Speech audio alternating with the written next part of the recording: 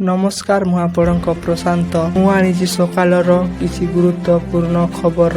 ଭିଡ଼ିଓଟାକୁ ଶେଷ ପର୍ଯ୍ୟନ୍ତ ଦେଖିବେ। ଆସ ଖବର ଉପରେ ପକାଇବା। ଖବର ନମ୍ବର 1, ଲଗାତାର 3 ଦିନ ସବୁ ଛୁଟି। ସ୍କୁଲ, କଲେଜ ଓ ଅଫିସ ବନ୍ଦ କରିବାକୁ ସରକାର ନିର୍ଦ୍ଦେଶ ଦେଇଛନ୍ତି। ହଲିଡେ 15, 16, 17 ଲଗାତାର 3 ଦିନ ସରକାରୀ ଛୁଟି। ବନ୍ଦ ରହିବ ସବୁ ସ୍କୁଲ, କଲେଜ ଓ ଅଫିସ। ଜାଣନ୍ତୁ କେଉଁଠି ଚଳିତ ମାସର ଆଗାମୀ ଦିନରେ ଅନେକ ଛୁଟି ଦିନ ହେବ। 15, 16 ଏବଂ 17 ନଭେମ୍ବର ସରକାରୀ ଛୁଟି ଦିନ ରହିବ। ଲଗାତାର 3 ଦିନ ବନ୍ଦ ରହିବ ସ୍କୁଲ, କଲେଜ ଓ ସରକାରୀ ଅଫିସ ବନ୍ଦ ନେଇ ଘୋଷଣା କରିଛନ୍ତି ସରକାର। ଖବର ନମ୍ବର 2, ଖାତାକୁ ଆସିବନି ସୁଭଦ୍ରା ଟଙ୍କା, ତୁରନ୍ତ ଏମାନଙ୍କ ନାଁ କଟାଯିବ। ପୁଣି ଆସିବ ସୁଭଦ୍ରା ଟଙ୍କା, ଏନେଇ ବଡ଼ ଘୋଷଣା କରିଛନ୍ତି ମୁଖ୍ୟମନ୍ତ୍ରୀ ମୋହନ ମାଝୀ। ସୁଭଦ୍ରା ଯୋଜନାର ପ୍ରଥମ କିସ୍ତିର ତୃତୀୟ ପର୍ଯ୍ୟାୟ ଟଙ୍କା ନଭେମ୍ବର 24 ତାରିଖରେ ଖାତାକୁ ଆସିବ। ଏଥର 20 ଲକ୍ଷ ଖାତାକୁ ଟଙ୍କା ଆସିବା ନେଇ ଘୋଷଣା କରିସାରିଛନ୍ତି ମୁଖ୍ୟମନ୍ତ୍ରୀ। ପୂର୍ବରୁ 2ଟି ପର୍ଯ୍ୟାୟରେ ମିଳିଛି ସୁଭଦ୍ରା ଟଙ୍କା। ପୂର୍ବରୁ 60 ଲକ୍ଷ ହିତାଧିକାରୀଙ୍କୁ ମିଳିଛି ଟଙ୍କା। ଏଥର ପୁଣି ଆଉ 20 ଲକ୍ଷ ମହିଳାଙ୍କୁ ମିଳିବ ଟଙ୍କା। ନମ୍ବର 3, ସାରା ଦେଶରେ ବନ୍ଦ ହେଲା ପୁରୁଣା 5 ଟଙ୍କିଆ କଏନ୍। କାହିଁକି ଏଭଳି ନିଷ୍ପତ୍ତି ନେଲା ଆରବିଆଇ? ଭାରତୀୟ ରିଜର୍ଭ ବ୍ୟାଙ୍କ ଅନେକ ସମୟରେ ନୂଆ ମୁଦ୍ରା ବା କଏନ୍ ଜାରି କରିବା ସହ ଅନେକ ମୁଦ୍ରା କଏନ୍କୁ ସବୁଦିନ ପାଇଁ ବନ୍ଦ ମଧ୍ୟ କରିଦେଇଥାଏ। ତେବେ ଗତ କିଛି ଦିନ ହେବ ଆପଣମାନେ ପୁରୁଣା 5 ଟଙ୍କିଆ କଏନ୍ ଆଉ ଦେଖିବାକୁ ପାଉନଥିବେ। ବଜାରରେ ଏଭଳି ପୁରୁଣା 5 ଟଙ୍କିଆ କଏନ୍ ଧୀରେ ଧୀରେ କମିବାରେ ଲାଗିଛି। ଏହି ପୁରୁଣା 9 କଏନ୍ ଓଜନ 9 ଗ୍ରାମ ହେଉଥିବା ବେଳେ ତାହାକୁ କପ୍ର ନିକେଲ ଚର୍ସାଇଲ୍ କଏନ୍ କୁହାଯାଉଥିଲା। 58 ବର୍ଷ ବୟସରେ ବିବାହ କରିବେ ସଲମାନ ଖାନ। କେବଳ ବିବାହ ପାଇଁ ନୁହେଁ, ନିଜ ବ୍ୟକ୍ତିଗତ ଜୀବନକୁ ନେଇ ମଧ୍ୟ ସେ ବେଶ୍ ଚର୍ଚ୍ଚାରେ ରହିଥାନ୍ତି ଅଭିନେତା ସଲମାନ ଖାନ। ଲରେନ୍ସ ବିଷ୍ଣୋଇ ଗ୍ୟାଙ୍ଗର ଧମକ ପରେ ଭାଇଜାନଙ୍କ ସୁରକ୍ଷା ବ୍ୟବସ୍ଥା ବୃଦ୍ଧି କରାଯାଇଥିଲା, ଯେଉଁଥିପାଇଁ କିଛି ଦିନ ହେବ ଅଭିନେତା ହେଡଲାଇନରେ ରହିଛନ୍ତି। ହେଲେ ବର୍ତ୍ତମାନ ଆଉ ଏକ କାରଣ ପାଇଁ ଅଛନ୍ତି ଚର୍ଚ୍ଚାରେ।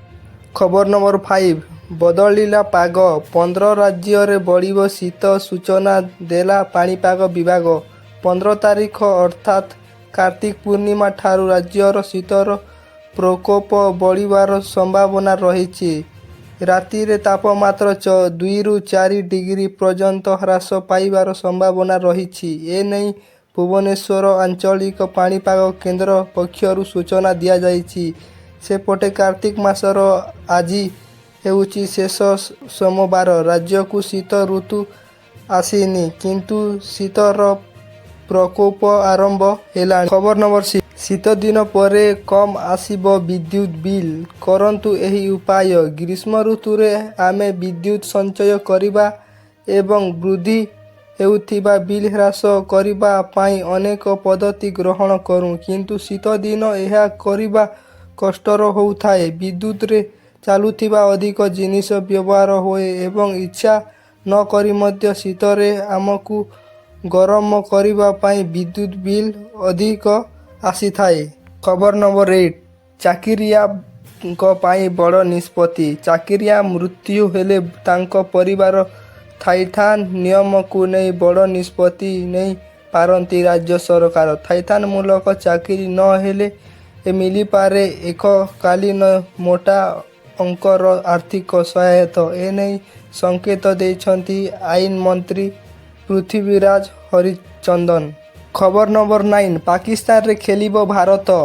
ଆସନ୍ତା ବର୍ଷ ପାକିସ୍ତାନରେ ଆୟୋଜିତ ହେବାକୁ ଥିବା ଆଇସିସି ଚାମ୍ପିୟନ୍ସ ଟ୍ରଫି 2025କୁ ନେଇ ସାମ୍ନାକୁ ଆସିଛି ବଡ଼ ଖବର। ଅନ୍ତର୍ଜାତୀୟ କ୍ରିକେଟ ପରିଷଦ ଆଇସିସି ଆସନ୍ତା ସପ୍ତାହରେ ଟୁର୍ଣ୍ଣାମେଣ୍ଟ କାର୍ଯ୍ୟସୂଚୀ ପ୍ରକାଶ କରିପାରେ। ତେବେ ଚୂଡ଼ାନ୍ତ କାର୍ଯ୍ୟସୂଚୀ ଆସିବା ପୂର୍ବରୁ ଜାତୀୟ ଗଣମାଧ୍ୟମରେ ଖବର ଅନୁସାରେ ଭାରତୀୟ ଦଳର ସମସ୍ତ ମ୍ୟାଚ୍ କେବଳ ପାକିସ୍ତାନରେ ହେବ ବୋଲି ସ୍ଥିର ହୋଇଛି।